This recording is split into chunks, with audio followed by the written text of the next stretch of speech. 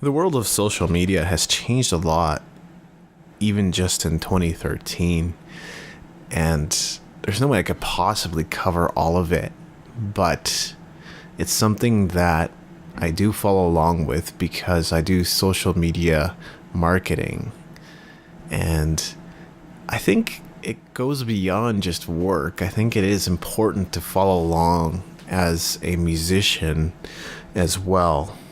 Google Plus was something that was still pretty new to me when I implemented it as part of Tune City's strategy. And people were saying it's a dead space and it's not a useful tool and all that kind of stuff. And I had sort of made it up my own mind as well after giving it a few attempts and couldn't really figure it out.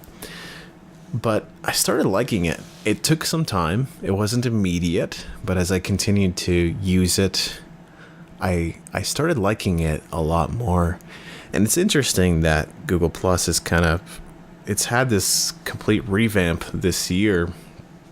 And it's funny how I was kind of dissing on Facebook timeline, and Google Plus has sort of adopted kind of that 2-column post sort of look. And Pinterest is kind of like that too. Pinterest is a little different. I think it's almost like looking at a magazine or something like that. It's okay for visual content. And so, one of my favorite platforms suddenly adopting something that I didn't previously like was kind of funny. It was kind of funny to me, but you know what? It does work for Google Plus, and I can't exactly explain why that is. Why it's different than what Facebook was offering, but I kind of like it. It's kind of got more of a glossy look than it had before. It was very, very kind of sterile, simple, and it was kind of a 1-column view, and now they've changed it to feature visual content more heavily, photos and videos and that kind of stuff. I know you're probably wondering if Google Plus is one of those things you want to implement as part of your social media plan. I'm guessing. I know there are a fair number of musicians that have already. I'm guessing that not everyone has. In fact, you could very well be in the minority if you're a musician using Google Plus. And I think it kind of depends on a few things. One of them is if you're blogging. I would say if you're blogging on a regular basis, then there are reasons to be using Google Plus. One is Google authorship.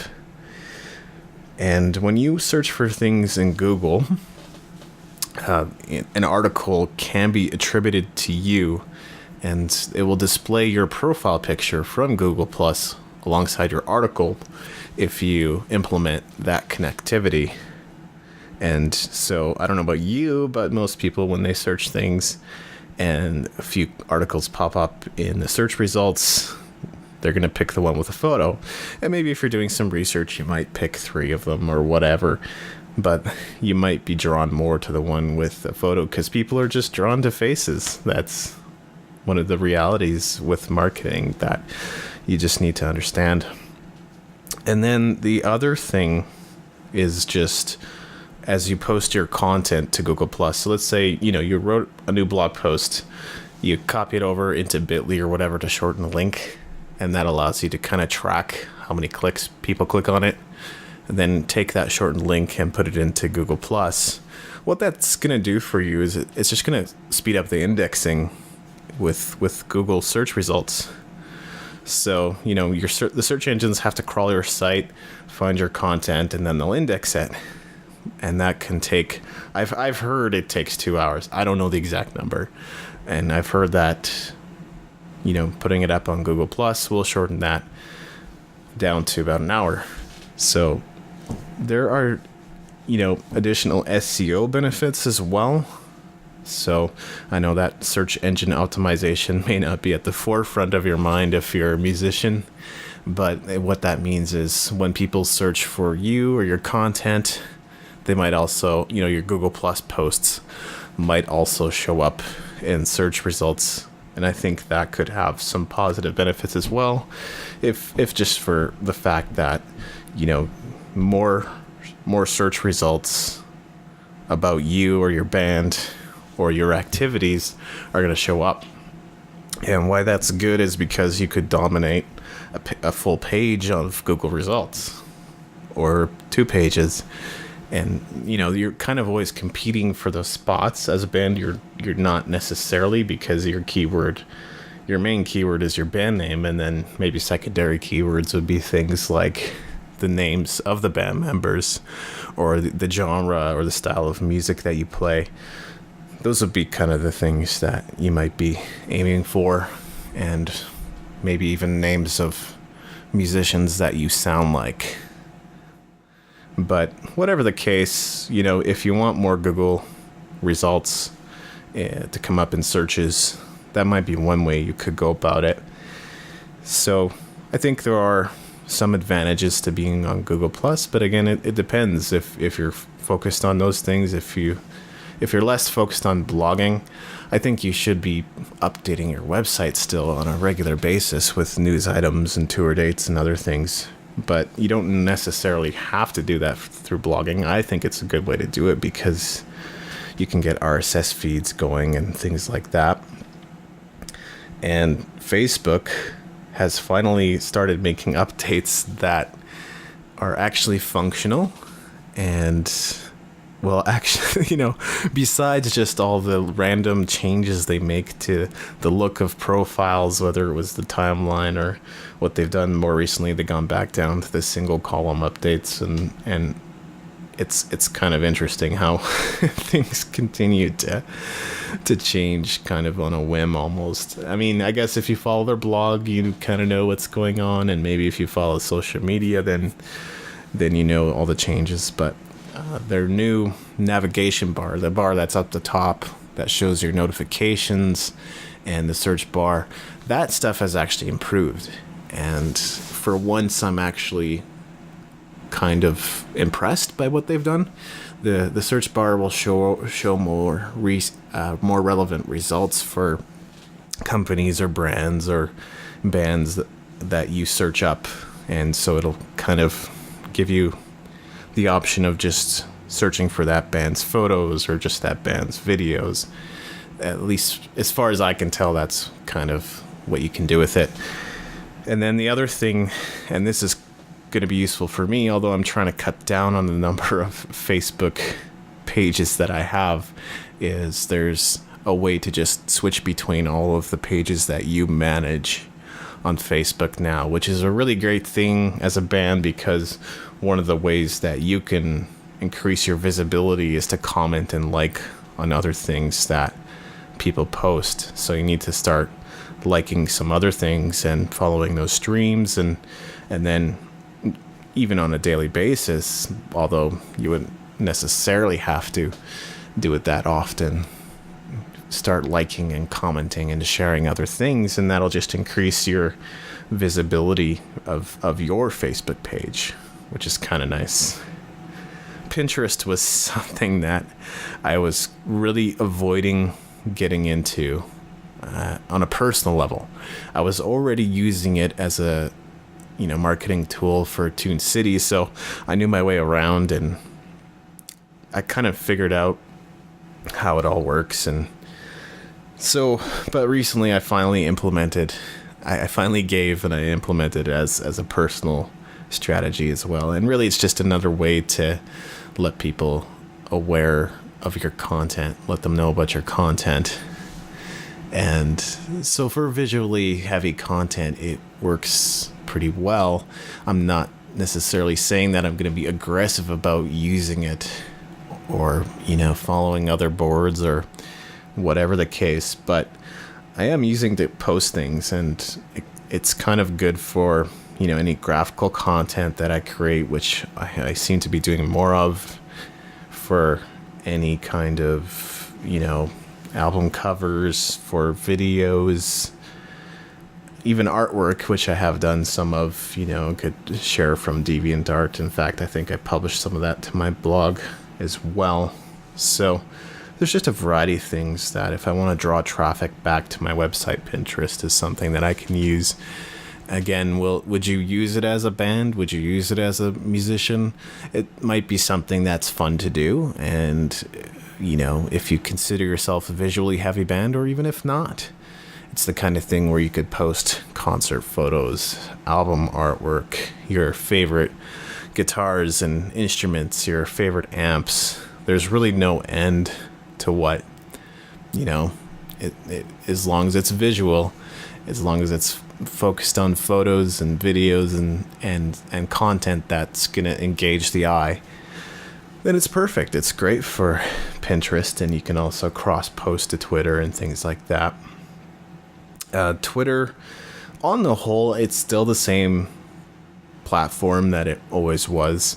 They've sort of been cracking down on some of the API things, and if you don't know what that means, API, the way I understand it anyway, is just how it connects with other websites, other apps, things like that, other tools. So they've been removing some of that, and if they continue down that direction, I don't know how that bodes for them, but for now, they're kind of one of the superpowers, and they can make that type of decision. This year, we also saw new YouTube channels, and so the new look almost makes the channel more of a destination than just a place where people click on it, they go to your channel, and then they move on to another thing. Whereas now it looks a little more like a place where people can do more and engage. But in a way, it just kind of looks busier too. The look of YouTube in general has updated, of course, but it hasn't really changed things that much, I don't think. We've seen the reveal of the new MySpace as well, and it's not bad. I think it looks pretty good. I'm still not 100% sure how to make good use of it as an online marketer, besides just kind of posting content. Bands that used to have like full-on profiles, their genres, their tracks, their sounds like and influences, their bios, has pretty much been whittled down to, I've seen some profiles that have been whittled down to just like a profile image and their tracks. And that's it. And I think unless you're on there kind of changing your profile and updating it, you still got your content there from 2008, but except it's now whittled down to a lot less than it was before.